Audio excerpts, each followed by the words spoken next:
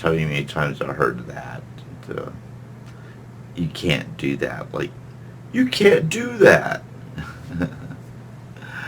And most of the time, I'm already just done it or I'm doing it, and I'm like, I don't know what you're talking about. Why you're telling me I can't do that? Because I just did it yesterday. And so that's just the American cheer way.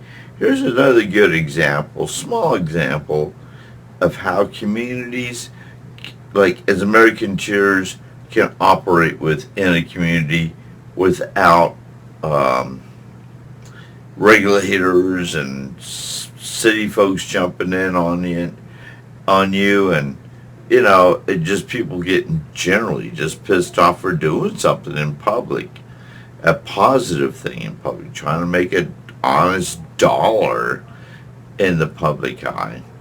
And this is a small example, but it's in Soho in New York City, Manhattan Island.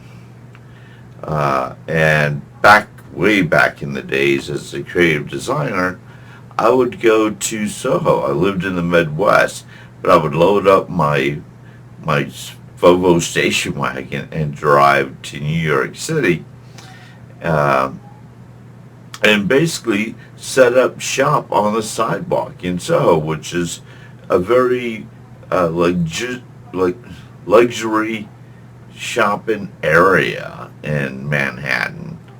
It's a couple of little square blocks that are set aside. It's called Soho. And now, there were other artists that would, like, we would set up on the sidewalk there and close to the street, and sell our goodies. I mean, we were just there, and that was without a permit, without permission, without anything, without any kind of, you know, someone saying something to someone saying you can't do that. But there were some unspoken rules you had to go by if you were going to be setting up on the sidewalk. And one of the rules is you want to stay at least 10 feet away from any emergency exit. So you don't want to set up your sidewalk shop like by an emergency exit door right across from it.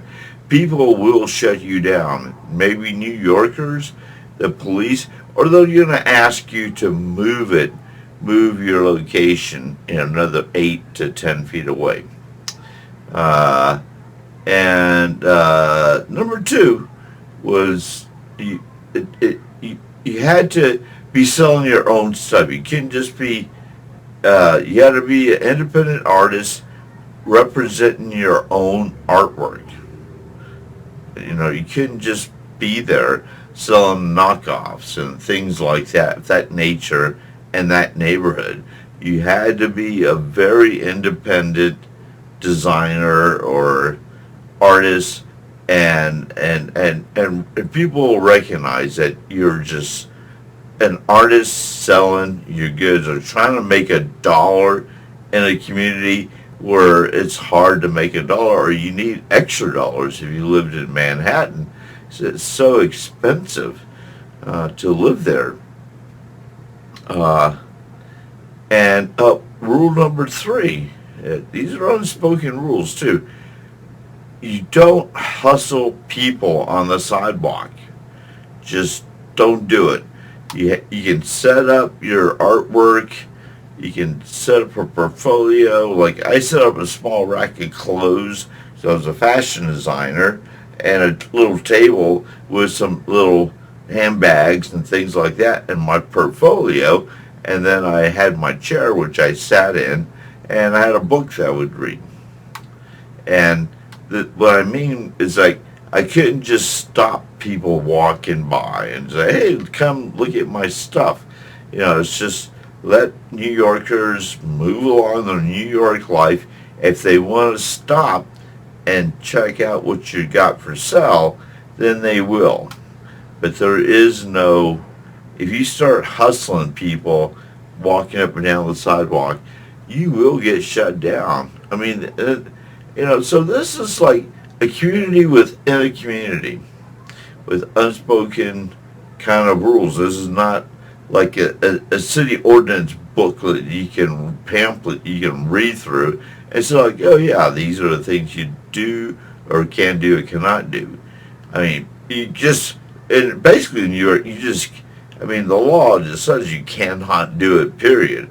But the community is so huge and out of control with overpopulation and lack of dollar bills that you don't want to stop uh, artists from trying to make a dollar, from their own works.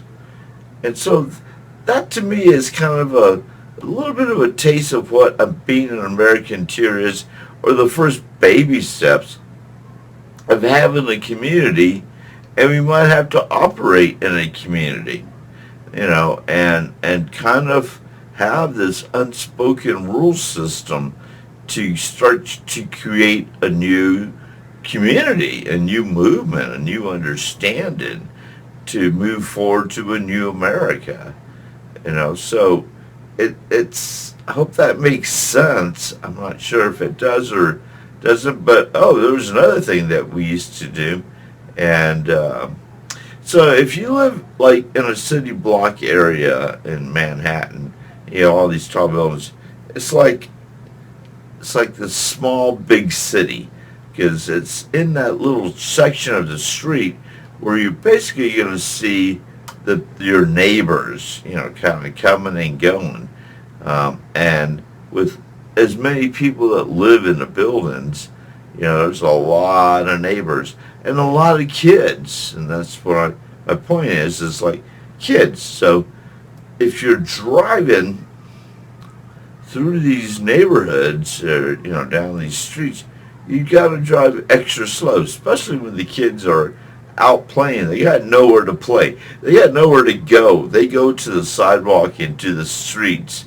of New York just to be active, to maybe play a little, catch a baseball or a little football action, skateboard, rollerblade, and things like that. So if you're driving through, you drive slow to respect the kids. They will get out of the way. They understand the community rules. You just don't want to stop traffic.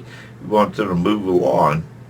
And then there's the skateboarders and rollerbladers will hold on to your car and get a free ride. They look at it as like entertainment. So, it's like an amusement park ride. So they hold on to the bumpers and your door handles, and it's nothing you can really do.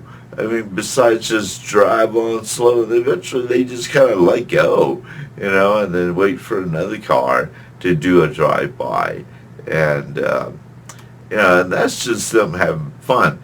And people that are respecting the kids to have fun, you just got to understand, that's all they can do. So don't be a jerk about it. Be cool. And most people were cool about it. They understood. It's like this community understanding, but it's a community within a community. It's not like there's a pamphlet or it's written down anywhere. These are just kind of unspoken rules of the larger city and how to let people survive and do their thing while you're doing your thing too. So, I think that was it's a small example, but it's a good example, and I'm happy to talk about that.